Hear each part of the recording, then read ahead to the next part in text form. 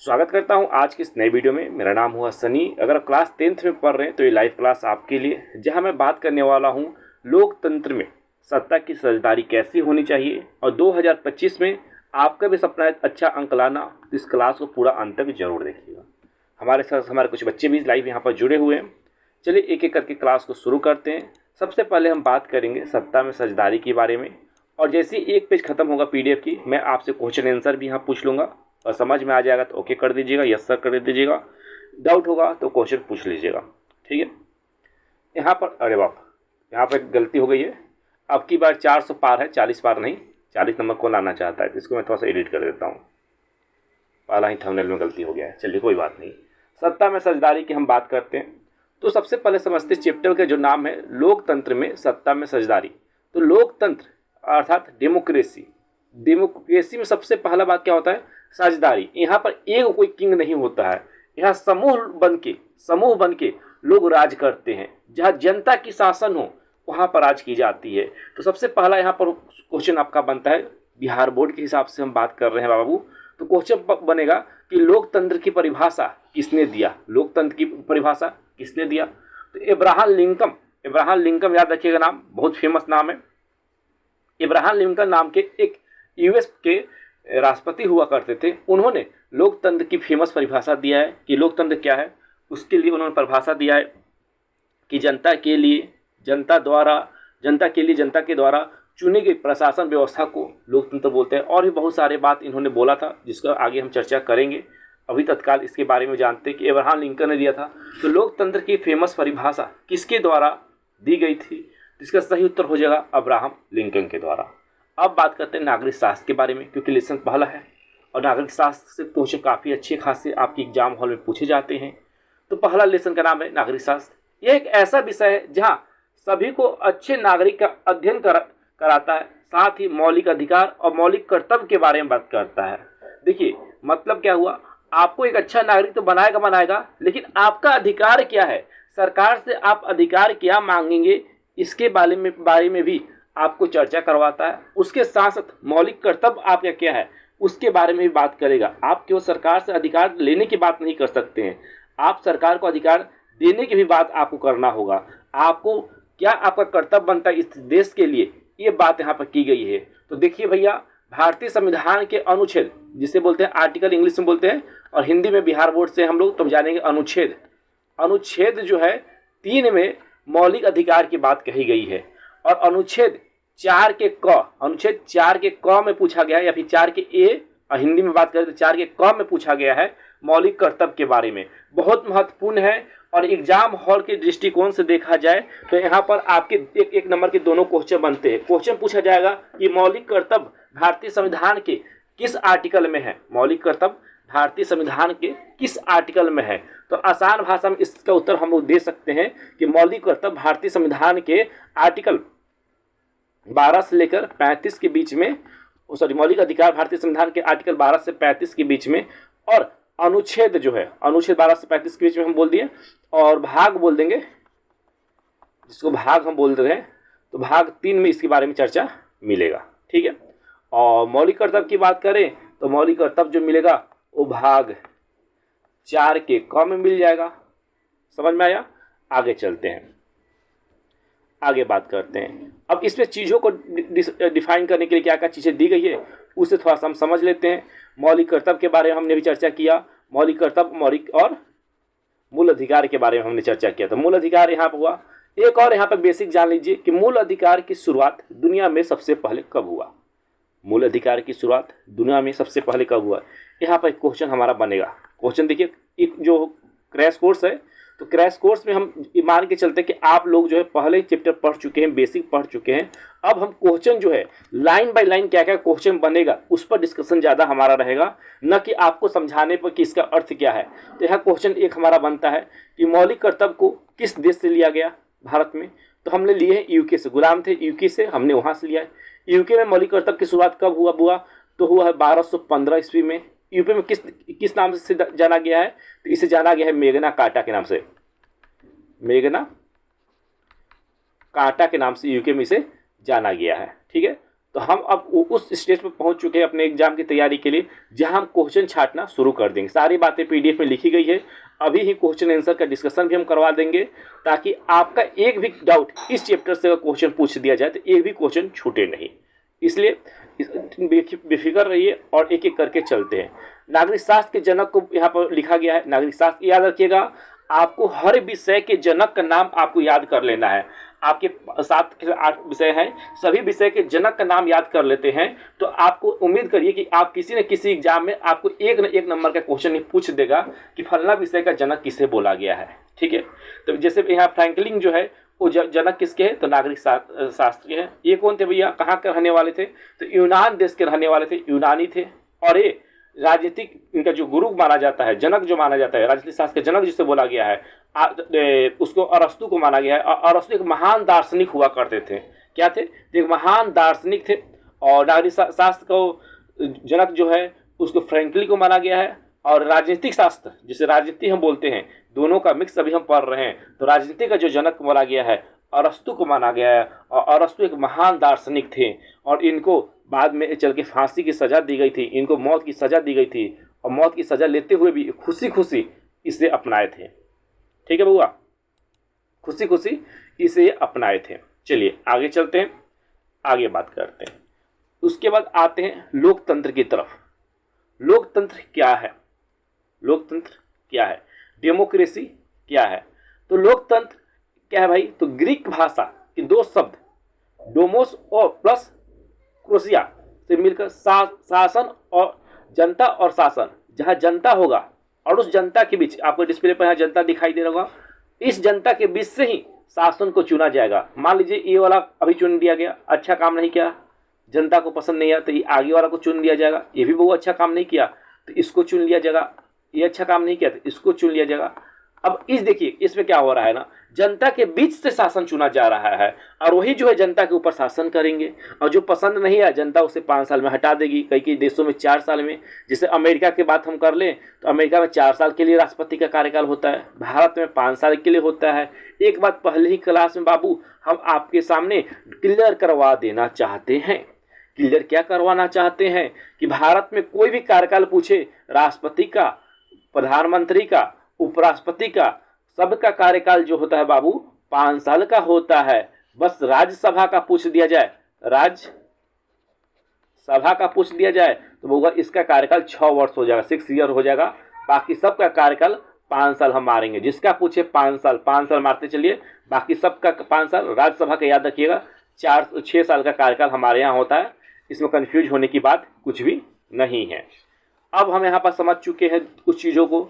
हमने जान लिया कि नागरिक शास्त्र का जन्मदाता कौन है, उसके हमने जाना राजनीति का जन्मदाता क्या है, कौन है। हमने ये भी जाना बाबू कि लोकतंत्र क्या है।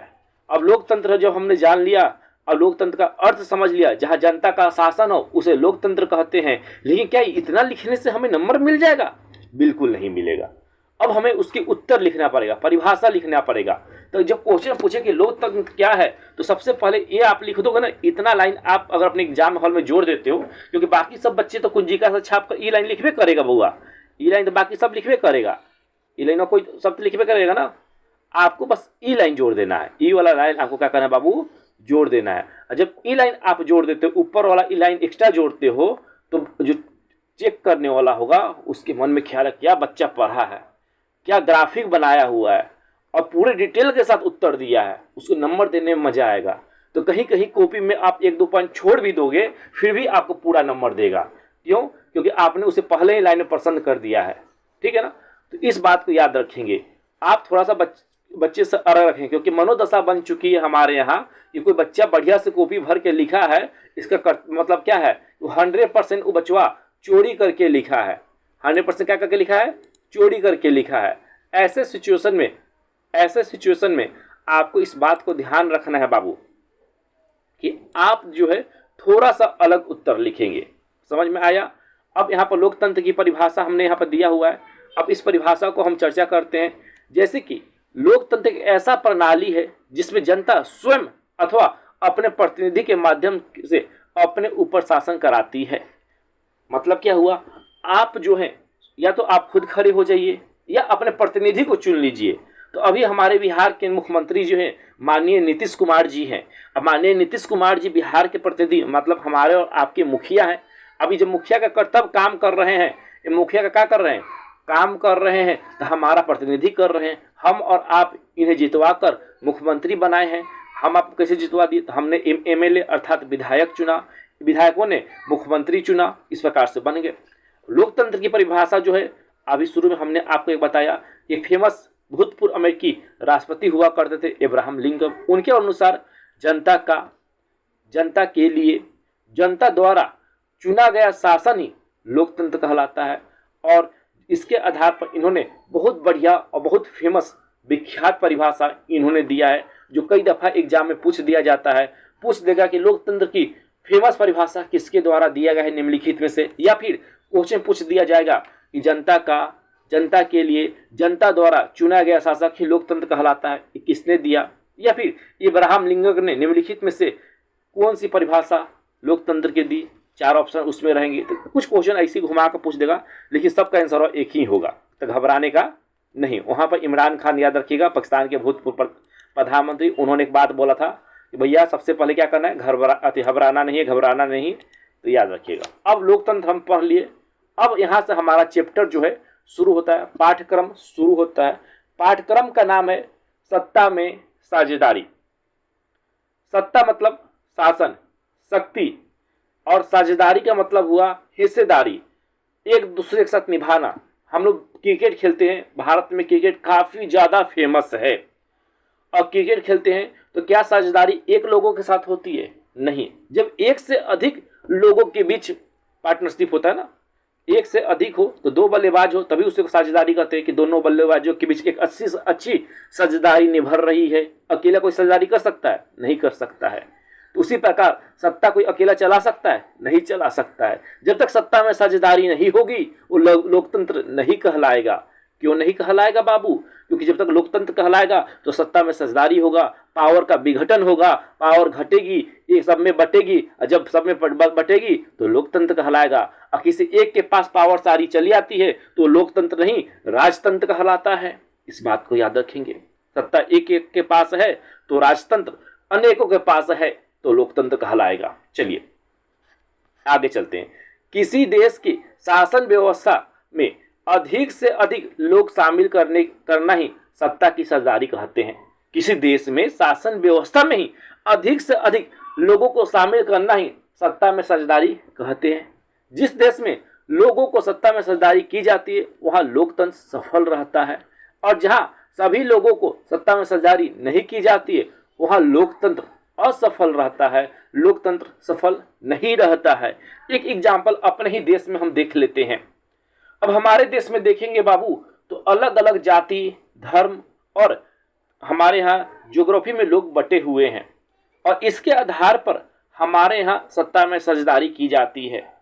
तमिलनाडु से भी कोई संसद जीत कर आता है, कोई तेलंगाना से जीत कर संसद भवन में बाबू जा रहा है, कोई बिहार से जीत कर आ रहा है, कोई उत्तर प्रदेश से जीत के जा रहा है। और सब जीतने के बाद, सब देश के कोना से जीतने के बाद क्या कर रहा है, अपने अपनी साझेदारी निभा रहा है। अलग अलग धर्म, अलग अलग जाति और अलग अलग भाषा से लोग जीत कर आ रहे हैं। मतलब क्या है, सभी को बराबर बराबर शक्ति बांटी गई है। उसी प्रकार हर राज्य में अलग अलग अपने अपने हिसाब से वहाँ पर मुख्यमंत्री को लोग को चयन करने की बात कही गई है। तो इसके बारे में हम 2 एग्जाम्पल आपके सामने डिस्प्ले पर देंगे। एक बेल्जियम का, बेल्जियम एक यूरोपीय देश है, और एक हमारा प्यारा श्रीलंका। तो 2 देशों का एग्जाम्पल मैं आपके सामने आपके डिस्प्ले पर दे रहा हूँ, जिसका मैप आपके डिस्प्ले पर यहाँ दिखाई दे रहा होगा। सबसे पहला आपको बेल्जियम का दिखाई दे रहा है। श्रीलंका का आगे हम चर्चा करेंगे, पहले हम बेल्जियम की चर्चा कर लेते हैं। बेल्जियम एक यूरोपीय देश है। कि कौन सा देश है? यूरोपीय महाद्वीप में पड़ने वाला, और एशिया में पड़ने वाला हमारा प्यारा श्रीलंका। श्रीलंका का पहले नाम था सिहली। क्या नाम था? सिहली। सिहली देश की आज़ादी होती है 1948 में, हमसे 1 साल बाद आज़ाद हुआ। 1948 में सिहली आज़ाद होता है। आज़ाद होने के बाद 1971 तक इसका नाम रहता है सिहली। 1971 में सिहली क्या करता है बउआ?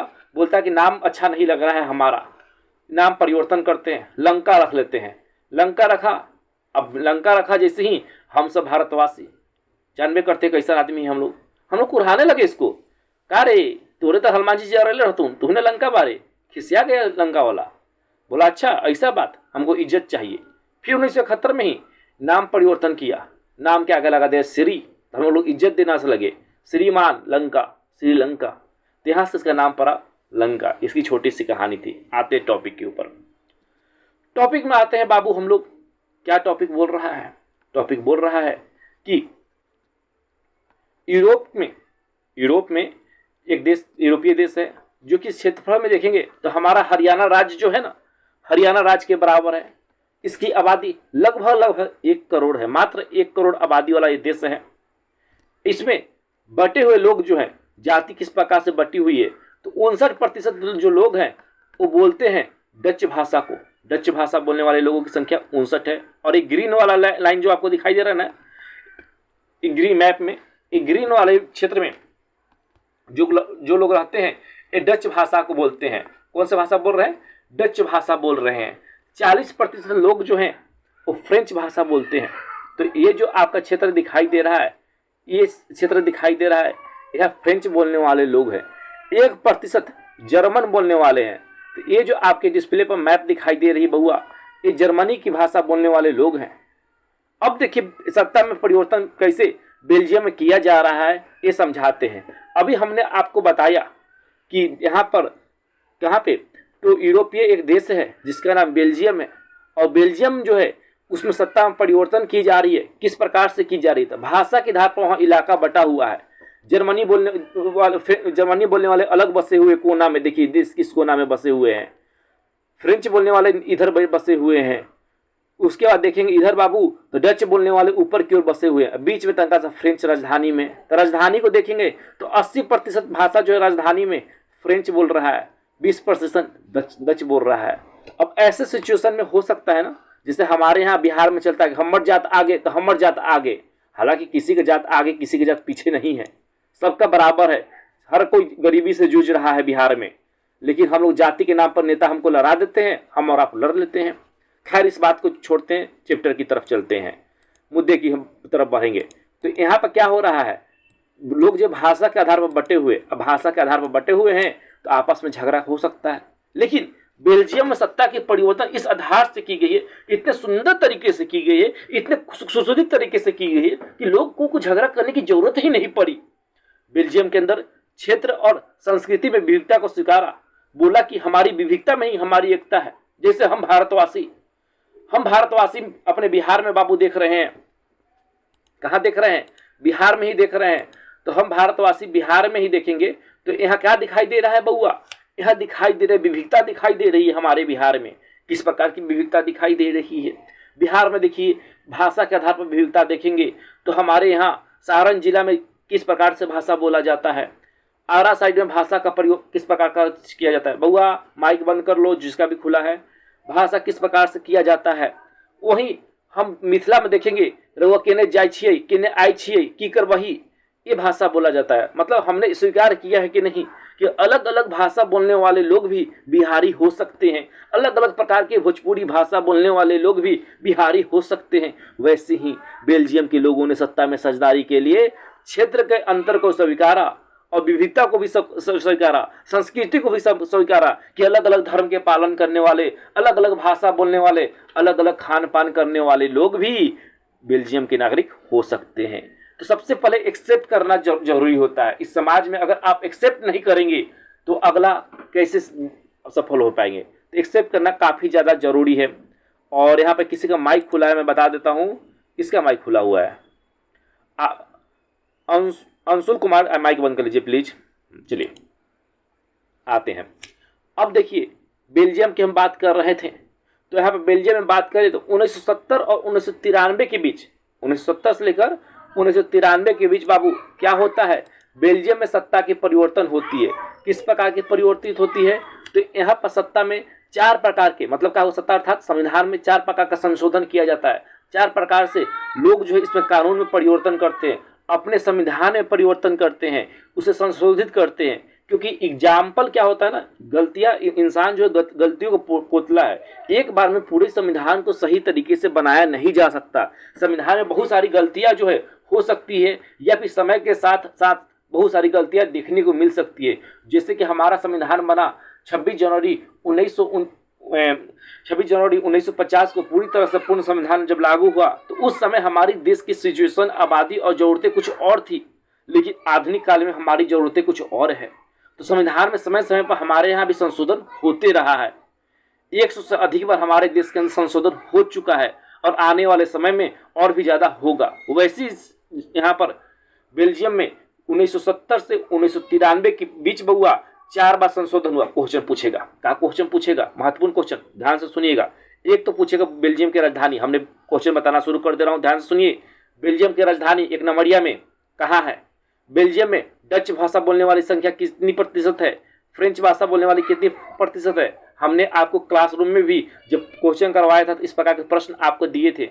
बेल्जियम में संविधान संशोधन कितने बार हुआ? तो कुछ क्वेश्चन यहाँ से करना शुरू कर दीजिए। बेल्जियम की आबादी कितनी है? बेल्जियम भारत के किस राज्य के बराबर उसका क्षेत्रफल पड़ता है? बेल्जियम किस महाद्वीप में पड़ता है? तो ये कुछ क्वेश्चन हमारे यहाँ से पूछने जाने के चांस ज़्यादा है। ठीक है, आगे चलते हैं।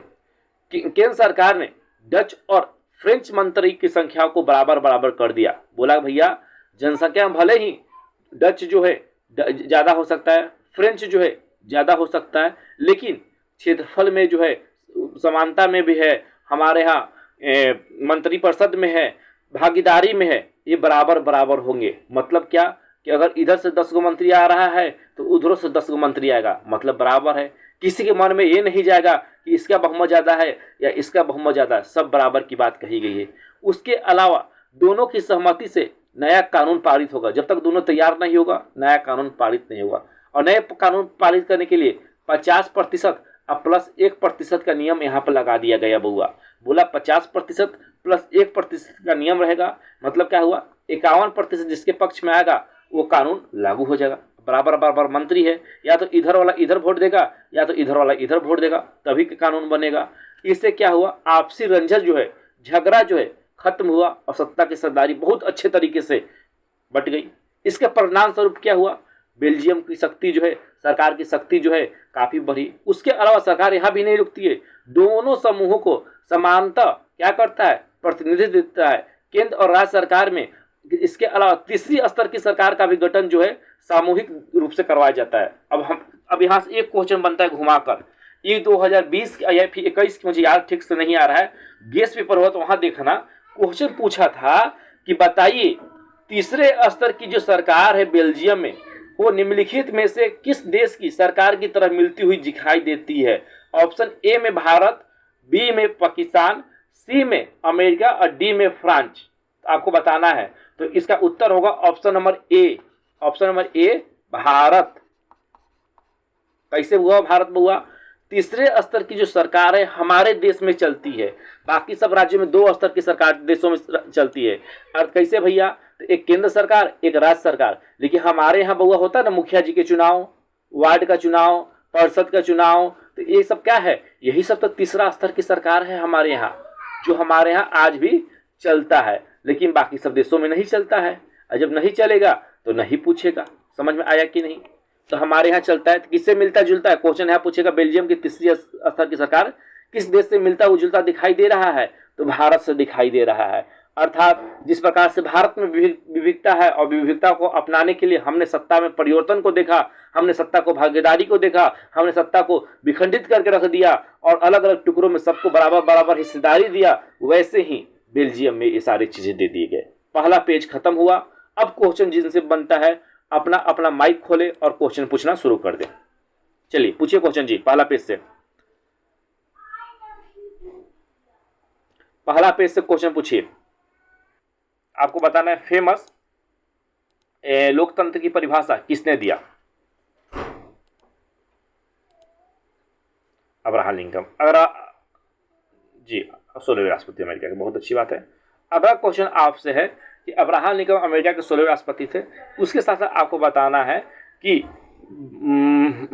आपको बताना लोकतंत्र की परिभाषा की बात कह रहा है तो राजनीतिक जो विज्ञान है, राजनीतिक शास्त्र है, इसके पिता के रूप में किसे जाना जाता है, किसे याद किया जाता है?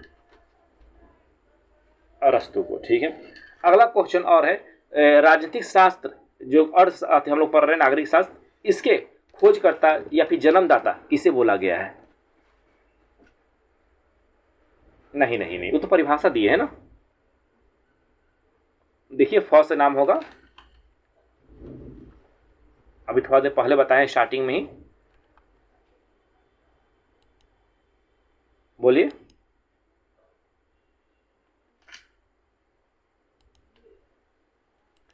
चलिए, इनका नाम याद नहीं आप लोगों को बताए हम, फ्रैंक, हाँ देखिए ऊपर पहले ही हम आपको पहला यहाँ पर देखेंगे तो स्टार्टिंग में ही हमने आपको बताया था फ्रैंकलिन जो है ये नागरिक शास्त्र का इनको जनक बताया गया है। ये यूनानी नागरिक थे और राजनीतिक जो शास्त्र हमारे यहाँ बात करती है जिसका नाम है, जिनका जनक बोला गया है अरस्तु को बोला गया है। तो दो नाम आपको इस विषय में याद रखना है, एक नागरिक शास्त्र के लिए और एक राजनीति के लिए, ठीक है ना। और अगर क्वेश्चन पूछ दिया जाए, जैसे कि पिछला टेस्ट आपको याद होगा, आप लोग शुभम और हिमांशु दिए थे क्लासरूम में, तो वहाँ पर एक क्वेश्चन था। क्वेश्चन क्या था बाबू, तो माइक बंद कर लीजिएगा सभी लोग माइक बंद कर लीजिए, हो गया। तो वहाँ क्वेश्चन था कि वहाँ पर क्वेश्चन था कि अर्थशास्त्र पुस्तक के लेखक कौन है, तो आपने बताया था कौटिल्य, लेकिन क्वेश्चन हमने आपको बताया था कि अर्थशास्त्र में किस विषय के बारे में लिखा गया है, तो आपका उत्तर होना चाहिए राजनीतिक, ठीक है। तो यहाँ पे एक क्वेश्चन उनसे भी बनते हुए दिखाई दे रहा है हमारा, ठीक है। चलिए अब आते हैं अगले पेज में, माइक बंद रहेगा और जैसे इस चैप्टर समाप्त होगा फिर हम क्वेश्चन के लिए खोलेंगे, फिर आप लोग अपना अपना क्वेश्चन पूछिए, सवाल पूछिए, नहीं डाउट नहीं होगा तो हम क्वेश्चन पूछेंगे, आप लोग उत्तर दीजिएगा। बेल्जियम को हमने बहुत अच्छे तरीके से डिस्कशन कर लिया है और बेल्जियम से जो भी क्वेश्चन बनेगा हम जान लेंगे। अब बात करते हैं श्रीलंका के बारे में। श्रीलंका एशियाई देश है, यह एक द्वीपीय देश है और द्वीपीय देश उसे बोलते हैं बाबू जो समुंदर जिसके चारों तरफ घेरा हो, उसकी जमीनी सीमा किसी भी राष्ट्र से नहीं छूटती हो, उसे द्वीपीय देश बोलते हैं, ठीक है। तमिलनाडु तट पर से कुछ किलोमीटर की दूरी पर यह स्थित है। हमारा तमिलनाडु है, वहाँ से एक रास्ता जाता है रामेश्वरम तमिलनाडु को जोड़ने वाली पुल की जो काम करवाया गया था 1914 में करवाया गया था, ज्योग्राफी से याद रखिएगा, ब्रिटिश सरकार ने इसे बनाया था। और उसी पुल के बगल में भारत सरकार एक पुल बना रही है जो विश्व का 32वां और भारत का पहला पुल बनने जा रहा है, जो कि डबल डेक होगा, जो कि एक समय पर क्या होगा, खुल जाएगा। जब जहाज आएगी तो क्या होगा, आपस में खुल जाएगा, और जहाज चली जाएगी तो फिर क्या होगा, पुल बन जाएगा। ऐसी पुल का निर्माण करवाया जा रहा है। अभी 2019 में उसका मोदी जी उद्घाटन किए हैं, अभी तक बना नहीं है। और दुनिया का 32वां पुल इस प्रकार का बन रहा है और भारत का पहला पुल बन रहा है। ज्योग्राफी में क्वेश्चन आ सकता है, जब ज्योग्राफी की क्लास होगी तो हाँ इस पर डिस्कस एक बार हम कर लेंगे, क्योंकि आउट ऑफ सिलेबस क्वेश्चन पूछे जाने की प्रथा बिहार पुलिस में बहुत पहले से है। आते हैं मुद्दे की तरफ। मुद्दा यह है कि श्रीलंका जो है किस प्रकार का देश है, तो एक द्वीपीय देश है। कहाँ से है, तो तमिलनाडु राज्य हमारा राज्य है, वहाँ से जुड़ा हुआ है। इसकी आबादी कितनी है, 2 करोड़। तो याद रखिएगा, कैसे याद रखेंगे, बेल्जियम पहले पढ़े हैं तो बेल्जियम की आबादी कितना, 1 करोड़। श्रीलंका बाद में पढ़े तो श्रीलंका की आबादी होगा कितना, तो 2 करोड़, ठीक है। श्रीलंका के देखिए जातीय जो है बनावट है, किस प्रकार श्रीलंका बटा हुआ है, तो कई जातियों में बटा हुआ, कई धर्मों में श्रीलंका बटा हुआ है। यहाँ पर भाषा देखेंगे तो एक सिहली भाषा होता है, जिस प्रकार से हमारे हिंदी, तमिल, तेलुगु होता है, उसी प्रकार सिहली भाषा एक होता है। जो 74% बौद्ध जो है, 74% बोला जाता है, जिसमें अधिकतम संख्या, बहुत संख्या किसकी, बौद्ध धर्म को पालन करने वाले, बुद्धा को मानने वाले, बौद्ध धर्म के चाहने वाले। उसके अलावा 18% वह लोग हैं जो कि हिंदी बोलते हैं, 18% तमिल बोलने वाले हैं, जो कि हिंदी की जगह हिंदू आप यहाँ पर लिख सकते हैं, ठीक है, हिंदू बोल है। उसके अलावा मुस्लिम है तथा अन्य है, या फिर सिख हो सकते हैं, ईसाई हो सकते हैं। ये सभी लोग हैं जो 18% में आते हैं। तमिल में देखेंगे तो 13% मूल निवासी हैं जो वहाँ के रहने वाले हैं। 5% वह तमिल है जो भारत से बंधुआ मजदूरी के लिए गए थे। तो यहाँ पे एक क्वेश्चन बनता है हमारा बहुआ, क्या क्वेश्चन बनता है, क्वेश्चन बनता है कि भारत से बंधुआ मजदूरी के लिए श्रीलंका गए मजदूर किस तरह के वहाँ पर काम करते थे, किस तरह के काम वहाँ पर करते थे। तो भारत से जो लोग श्रीलंका गए थे बाबू, वह सभी लोग जो वहाँ काम करते थे वो चाय की खेती में काम करते थे। कहाँ करते थे, चाय की खेती में काम करते थे, चाय के बागान में काम करते थे, ठीक है। आगे चलते हैं, अब बात करते हैं ईसाई के बारे में। ईसाई जो धर्म है वो 7% था। ये दोनों भाषा बोलते हैं, ठीक है। अब बात करते हैं श्रीलंका की। श्रीलंका की आज़ादी जैसे कि हमने शुरू में बताया 1948 में हुआ। सिली 74%, तमिल 18%। अब सिहली की दबदबा था, सबसे अधिक था। क्यों था अधिक बउआ? क्योंकि इनकी आबादी जो थी काफ़ी ज़्यादा थी, इनकी आबादी जो थी काफ़ी ज़्यादा थी। कितनी ज़्यादा थी? तो 74% जब भाषा बोल रहा है तो आबादी बहुत ही ज़्यादा होगा। सिहली भाषा को राष्ट्रीय भाषा का दर्जा मिला 1956 में, आज़ादी के कितने साल बाद? तो 8 साल बाद सिहली भाषा को बउआ आकाश माइक बंद कर लो। 8 साल बाद इसको सिहली भाषा को दर्जा दिया गया। सिहली लोगों को नौकरी में भी प्राथमिकता मिलती थी, मतलब आरक्षण मिलता था। जिस प्रकार से हमारे यहाँ ओबीसी, एससी और एसटी को आरक्षण दिया जाता है, वैसे ही सिहली लोगों को भी वहाँ पर नौकरी में आरक्षण दिया जा रहा था। ठीक है, ये तो मेन बातें हो गई जिसके बारे में हमने अभी चर्चा किया। अब थोड़ा सा इसको ऊपर कर लेते हैं। सिहली वालों को और क्या क्या छूट मिलती थी उसको भी हम लोग डिस्कशन कर लेते हैं। तो सिहली वालों को स्कूली शिक्षा में, स्कूल के प्राथमिक शिक्षा में भी छूट मिलती थी। एक थोड़ा सा दिक्कत की बात है, क्योंकि हमारे देश में देखेंगे आरक्षण तो मिलता है, लेकिन स्कूल की प्राथमिक शिक्षा में जो होती है प्राथमिकता जो है उसमें नहीं दी जाती है। लेकिन यहाँ पर स्कूल की शिक्षा में भी प्राथमिकता क्या दी जा रही है? सिहली वाले को दी जा रही है। यहाँ पर देखिएगा स्कूल में भी प्राथमिकता दी जा रही है। हमारे यहाँ कॉलेज में दी जाती है। किस प्रकार के कॉलेज में बाबू दिया जाता है? तो नीट में, नीट की जो एग्ज़ाम होता है वहाँ पर होता है, IIT की जो एग्ज़ाम होता है वहाँ पर दी जाती है, और अन्य जो एग्ज़ाम होता है वहाँ पर जो है बच्चों को कॉलेज में हमारे यहाँ छूट दी जाती है। लेकिन स्कूल में हमारे यहाँ किसी प्रकार का छूट नहीं दी जाती है, लेकिन सिहली को यहाँ दिया जाता था। उसके अलावा सरकारी नौकरी में भी प्राथमिकता दी जाती थी। चलिए अच्छी बात है, देने दीजिए। ये जो पिछले क्लास में हम पिछली लाइन में चर्चा किया। और बौद्ध धर्म को संरक्षण प्रदान था, यहाँ पर विशेषाधिकार दिया गया था बौद्ध धर्म को मानने वाले को। अब ऐसे सिचुएशन में जो है तमिल बोलने वाले जो लोग हैं, जो 18% लोग हैं और प्लस 7% वो लोग हैं जो दोनों भाषा बोल रहे हैं, ये सभी न कहीं सही इनके मन में ख्याल उठ जाता है कि हमारे साथ जो है भेदभाव हो रहा है, हम जो है अच्छे फील नहीं कर पा रहे हैं। ईसाई जो, उसके अलावा मुस्लिम, उसके अलावा हिंदू बोलने वाले जो लोग, हिंदू जो हैं, ये सभी जो है आपस में क्या कर रहे हैं? बोले भैया बहुत दिक्कत है, श्रीलंका में रहना मुश्किल हो गया है, नौकरी कितनों पढ़ लीजिए, सिहली के बचवा लेकर चल जा रहा है, हम आप कहाँ जाएंगे? तो इन्होंने बोला कोई बात नहीं, अपना पार्टी बनाते हैं, तो जब प्रधानमंत्री चाहे राष्ट्रपति बन जाएंगे तो ये पार्टी के क्या करेंगे? जो आरक्षण है खत्म कर देंगे।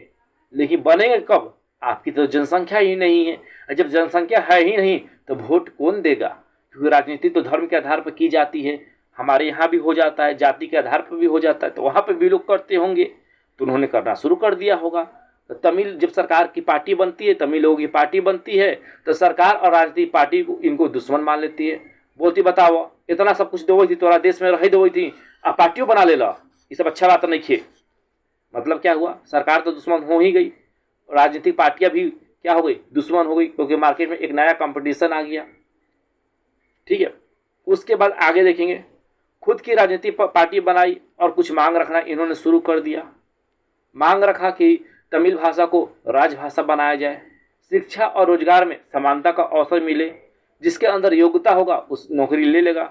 लेकिन इनकी मांगों को माना नहीं जाता है, और जब सर चीज कोई मांग कर रहा है और उसको बार बार दबाया जा रहा है, तो ऐसे सिचुएशन में सरकार और देश के प्रति घृणा की भावना उत्पन्न होती है। और घृणा की भावना जब उत्पन्न होगी तो उग्रवाद का क्या होगा?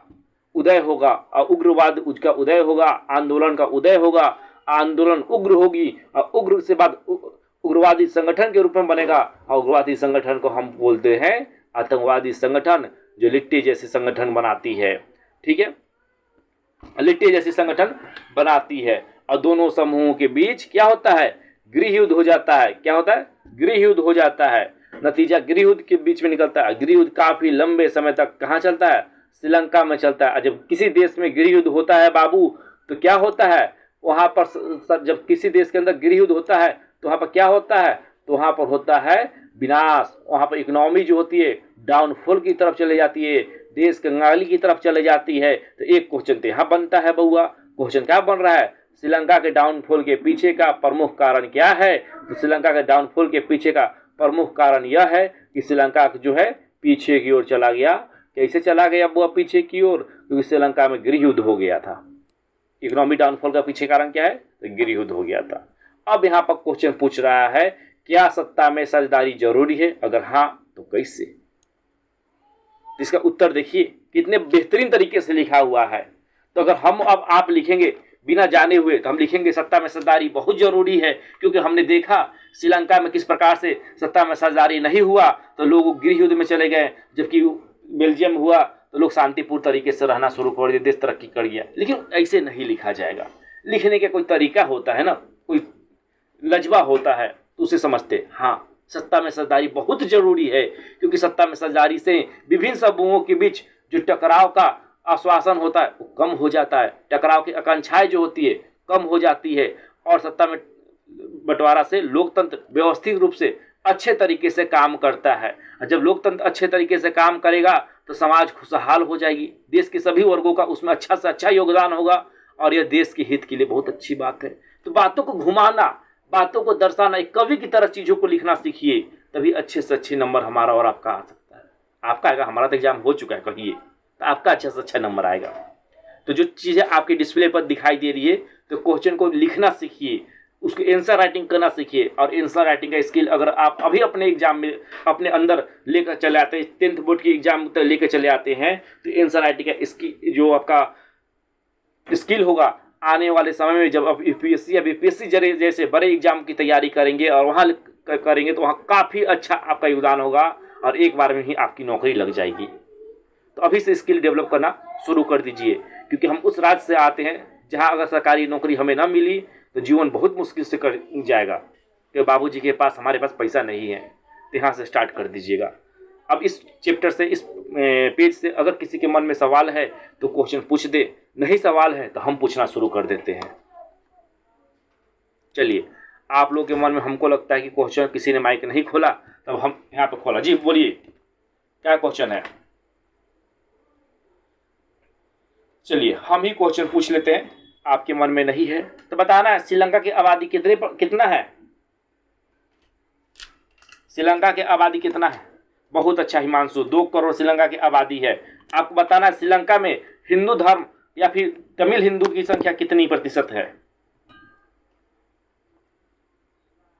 देखिए, तमिल हिंदू जो है उनकी जनसंख्या जो है वो 5% है, जो भारत से गए थे, जिसमें हिंदू और मुस्लिम दोनों हैं, ठीक है ना।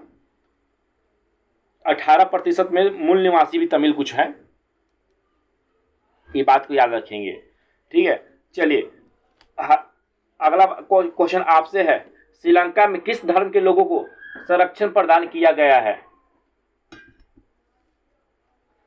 बौद्ध धर्म के बारे में। तो छोटा चैप्टर है, इसमें ज़्यादा क्वेश्चन बनता नहीं है, ठीक है। और इसका क्वेश्चन आंसर आपके डिस्प्ले पर दिखाई दे रहा है। अब माइक बंद कर लीजिए, आगे चलते हैं। अब आगे चलते हैं, आपकी डिस्प्ले पर क्वेश्चन आना शुरू हो गया है। 1 नंबरिया क्वेश्चन पर ज़्यादा फोकस करना है बहुआ, ठीक है ना। 2 नंबरिया 1 नंबरिया पर ज़्यादा फोकस करना है, 1 लाइनर पर ज़्यादा ध्यान देना है। चलिए अब आप आगे आते हैं, चैप्टर के अगले पड़ाव में हम लोग आते हैं। थोड़ा सा इधर आ जाओ भाई, हाँ चलिए ठीक है, दिख रहा होगा आप लोगों को। यहाँ से शुरू करते हैं। अब बात करते हैं लोकतंत्र की बात करते हैं। तो सैद्धांतिक रूप से देखा जाए लोकतंत्र में, तो इसके अंदर क्या होना चाहिए? यस बोलिए।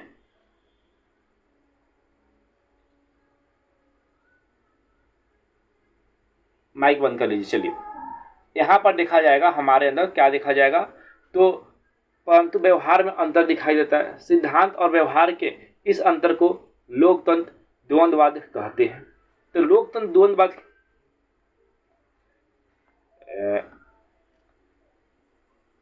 चलिए आगे चलते हैं।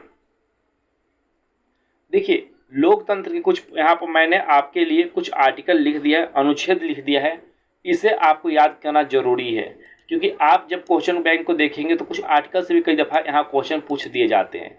जैसे कि आर्टिकल 15 देखिए, सबसे पहले बता दें, ये आर्टिकल जो लिखे हुए हैं आपकी डिस्प्ले पर इस वक्त जो दिखाई दे रहे हैं, ये सभी आर्टिकल भाग में लिखे हुए हैं, भाग 3 में लिखा हुआ है। और भाग 3 में आर्टिकल 15 जो बोल रहा है, धर्म, लिंग, भाषा, जाति या अथवा जन्म स्थान के आधार पर किसी भी नागरिक के साथ भेदभाव नहीं किया जा सकता है। समझ में आया?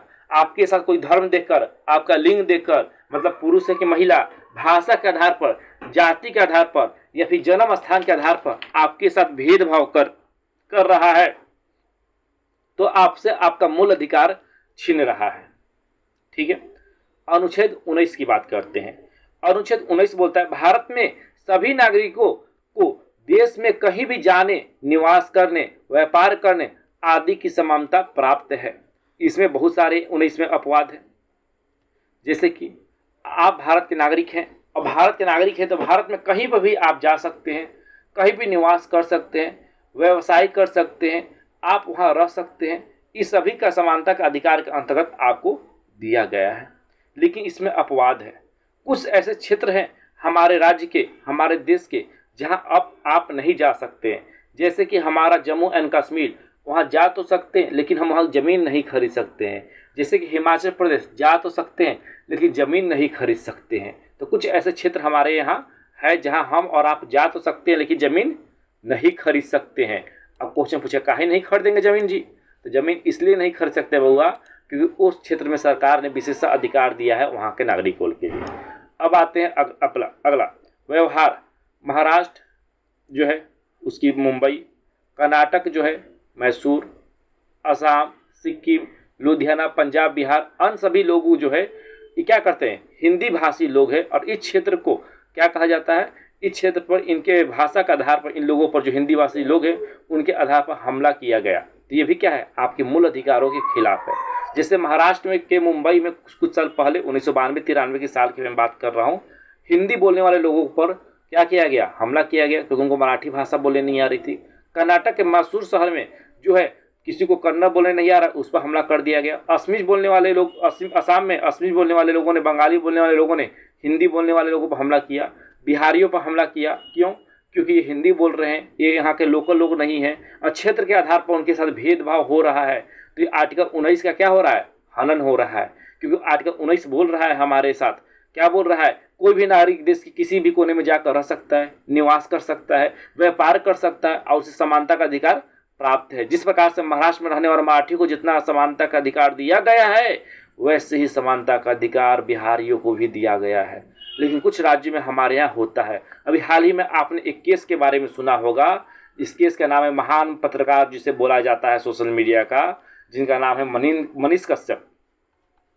नाम क्या है, मनीष कश्यप। आपने भी नाम इनका सुना होगा। मनीष कश्यप को क्या किया जा रहा है, जेल में डाल दिया गया था कुछ साल पहले। काहे के लिए डाला गया था, इन्होंने एक वीडियो बनाया था कि तमिलनाडु के अंदर बिहार के मजदूरों को मारा जा रहा है और इसको लेकर उनको जेल में डाल दिया गया। अब इन्हें तो जेल में डाल दिया गया। और क्यों डाला गया, क्योंकि समानता का अधिकार की आवाज़ था। बाद में न्यायपालिका में मामला गया। अब क्या हुआ क्या नहीं ये हम तो नहीं जानते, न्यायपालिका अच्छी तरीके से जानती है। लेकिन कहीं ना कहीं वहाँ पर व्यवहार के आधार पर हमारे साथ भेदभाव हुआ था। आगे चलते हैं।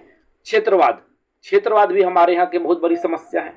अपने अपने क्षेत्र से लगाव तथा दूसरे क्षेत्र के क्या होता है, नफरत, समाजवाद, ये बुराई है और ये लोकतंत्र का क्या है, अवगुण है, एक अवगुण है।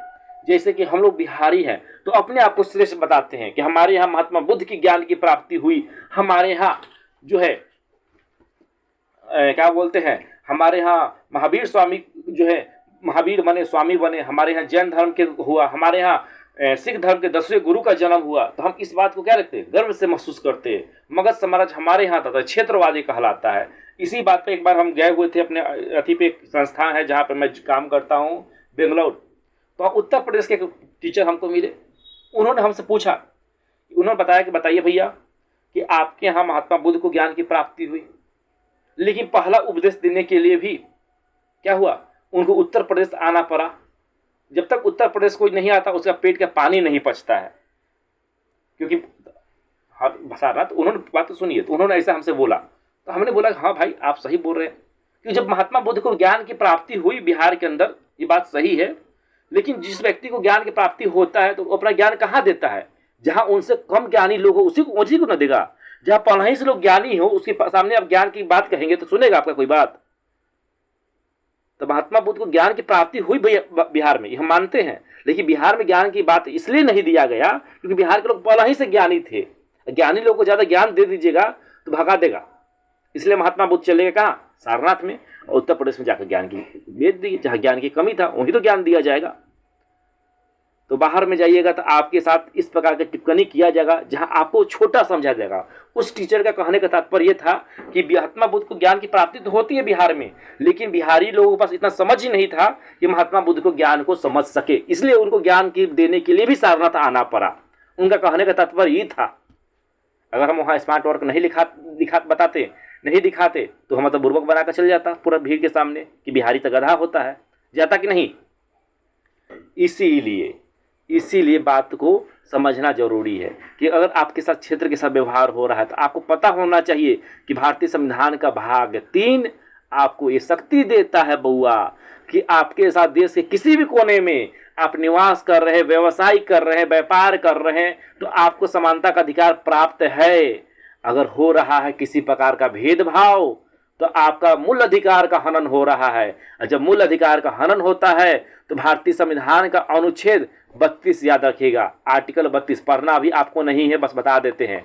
आर्टिकल 32 बोलता है सुप्रीम कोर्ट को कि भैया तुम्हारे पास शक्ति है, देश के अंदर किसी भी नागरिक को भेदभाव हो रहा है तो उसको मूल अधिकार का हनन हो रहा है, किसी भी तरह से हो रहा है तो दिलवाने की जिम्मेवारी किसकी है? सुप्रीम कोर्ट के पास। जैसे ही भेदभाव हो आपके सामने तो चिल्लाते पहुंचे दिल्ली, माई रे माई बहुत मारा पौजा पड़ी, सुप्रीम कोर्ट बचा हुआ, सुप्रीम कोर्ट खुद बचाएगा तुमको। ये भारतीय संविधान का अनुच्छेद 32 हमको देता है। चलिए, नस्लवाद बहुत महत्वपूर्ण है। नस्लवाद क्या है? जिस प्रकार से हमारे यहाँ जाति पाति होता है, ऊंची जाति निचली जाति, उसी प्रकार अमेरिका के अंदर बुआ नस्लवाद बहुत फेमस है। मैक्सिको ओलंपिक 1968 में नस्लवाद क्या है? ब्राउन मतलब गोरे चमड़ी वाले और काले चमड़े वाले के बीच में किया जाता है, गोरे और काले चमड़ी वाले के बीच में किया जाता है।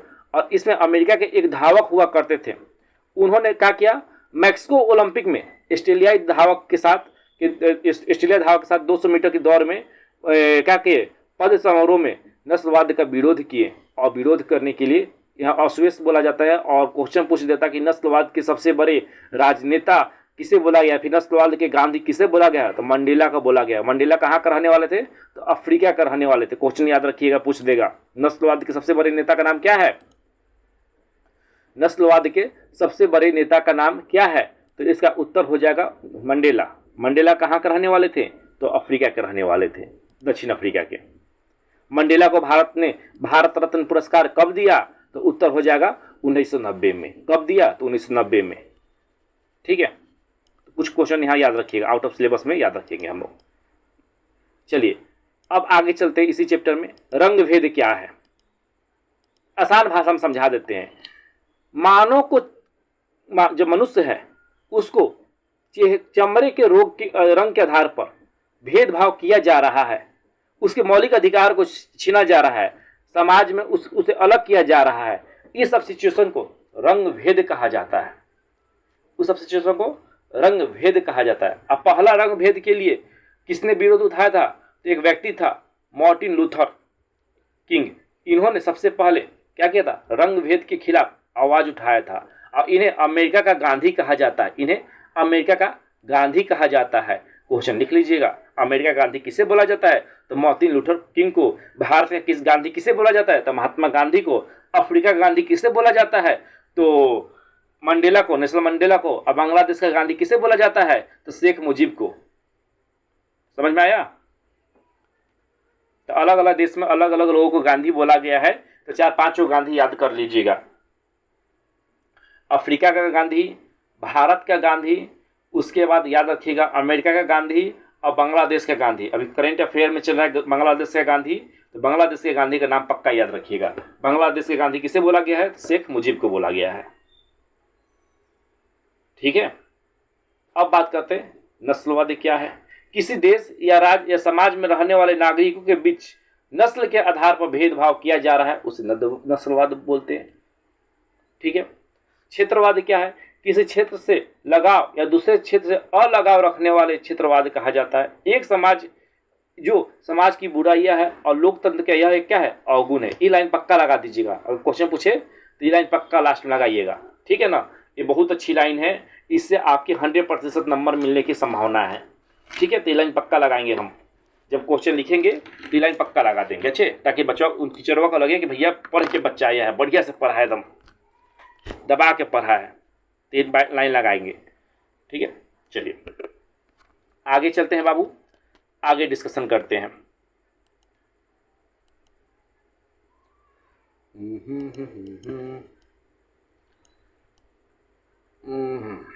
चलिए अब अगला है सांप्रदायिकतावाद क्या है। अब देखिए ये हमारे यहाँ आजकल बहुत चलता है, संप्रदाय बोलते हैं ना, समाज असंप्रदायी हो गया, रहने योग्य नहीं, इनटॉलरेंस हो गया है। तो ऐसा मनोभाव होता है जिसमें लोग जो है अपने राष्ट्र, अपने संप्रदाय के प्रति प्राणों को बलिदान देने के लिए, अर्थात अपने धर्म को किसी दूसरे धर्म से उच्च दिखाने के लिए सांप्रदायिकतावाद कहा जाता है। ये लोकतंत्र का अवगुण है। हम लोग हमारे यहाँ देश में बोलते हैं ना कि हमारा धर्म सबसे अच्छा है, तो फलना का धर्म सबसे खराब है। ये क्या है? एक संप्रदाय है। अपने धर्म को अच्छा बताना एक संप्रदाय है। आप अपने धर्म को भी अच्छा बोलिए, अगले के धर्म को भी अच्छा बोलिए, यही तो एक अच्छे नागरिक की निशानी है। और राजनीतिक शास्त्र, जिससे कि हमने आपको शुरू में बताया कि राजनीतिक शास्त्र आपको एक अच्छा नागरिक बनाने में भी अहम योगदान देता है। और राजनीतिक शास्त्र ये भी सिखाता है कि आप एक सांप्रदायिकता को दूर करिए और एक धर्मनिरपेक्ष राष्ट्र का निर्माण करिए। और धर्मनिरपेक्ष क्या होता है, इसका अर्थ क्या होता है, चलिए समझाते हैं। देखिए, धर्मनिरपेक्ष जो होता है, जहाँ राज्य या फिर देश, उसका कोई अपना धर्म नहीं होता है। देश में रहने वाले अलग अलग लोग, अलग अलग संप्रदाय के लोग हो सकते हैं। वो अपना धर्म अपने मन मुताबिक चुन सकते हैं। अपने धर्म प्रचार को अलग अलग तरीके से, स्वतंत्र तरीके से कर सकते हैं। उस पर किसी प्रकार का पक्षपात न हो, देश उस पर न किसी प्रकार का मदद करे, न किसी प्रकार का दखल दे, उस देश को धर्मनिरपेक्ष देश कहेंगे।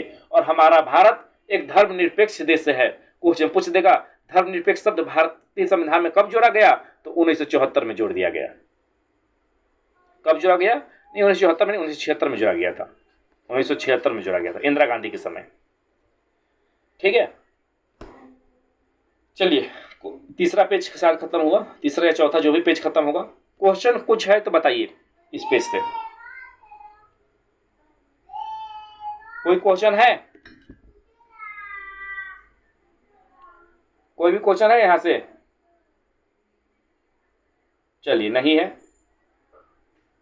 तो बता दीजिए, नहीं है फिर भी बताइए, आगे हम बढ़ेंगे। आप लोग बता नहीं रहे, इसका अर्थात हुआ कि क्वेश्चन नहीं है, हम ही पूछ लेते हैं। चलिए जी बताइए, लोकतंत्र क्या है? लोकतंत्र क्या है?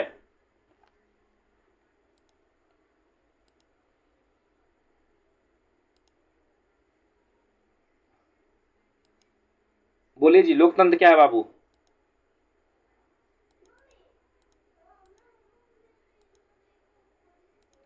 लोकतंत्र क्या है?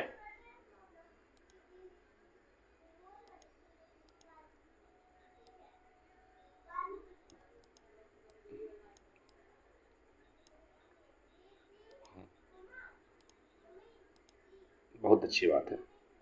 चलिए एक और बता दीजिए कि अमेरिका का गांधी किसे बोला गया?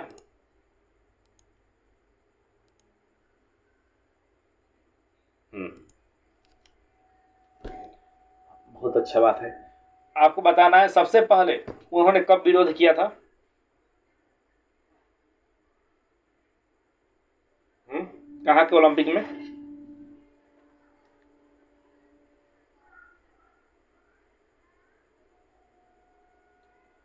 मार्टिन लूथर किंग नहीं, मार्टिन लूथर किंग नहीं, सबसे नस्लवाद के खिलाफ जो आंदोलन होता है वो सबसे पहले मैक्सिको में होता है और यहाँ पे किया जाता है। एक क्वेश्चन और बताइएगा, नस्लवाद क्या है?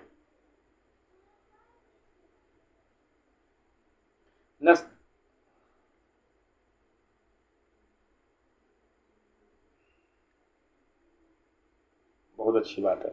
अब यहाँ पर चलिए, आपकी डिस्प्ले पर क्वेश्चन दिखाई दे रहा होगा, एक एक करके हम क्वेश्चन को देखते हैं और समझने की हम कोशिश करते हैं। क्वेश्चन नंबर 3 पूछ रहा है, ऐसा क्षेत्र की भावना का कुरुपरमा। देखिए यहाँ पे हम क्या किए ना, आंसर पहला ही रंग दिए हैं, तो पूछने से कोई अथी नहीं होगा, आप लोग उत्तर पहला ही दे दीजिएगा का जी।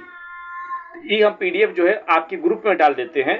अब ग्रुप में डालकर देख लीजिए आप लोग, आपके ग्रुप में अभी देखिए चला गया होगा, तो कल इसका हम सुनेंगे फिर पूरा, और फिर कल अगले क्लास में हम डिस्कशन करेंगे। ठीक है, तो ये रहा ग्रुप आपका टॉपर क्रिएटर। हाँ, ये रहा, डाल दिया आपके, देखिए ग्रुप में चला गया होगा। आप इस सभी नोट्स को पढ़िए और कल फिर अगले क्लास में अभी मिलेंगे। क्लास काफ़ी लंबा मुझे हिसाब से हो गया होगा। कितना देर का हो गया जी? एक मिनट टाइम देखने दीजिए जी, बहुत लंबा हो गया, 1 घंटा से ऊपर का क्लास हो गया है। तो आज की क्लास को इतना ही रहने देते हैं, कोई दिक्कत? चले, बाय।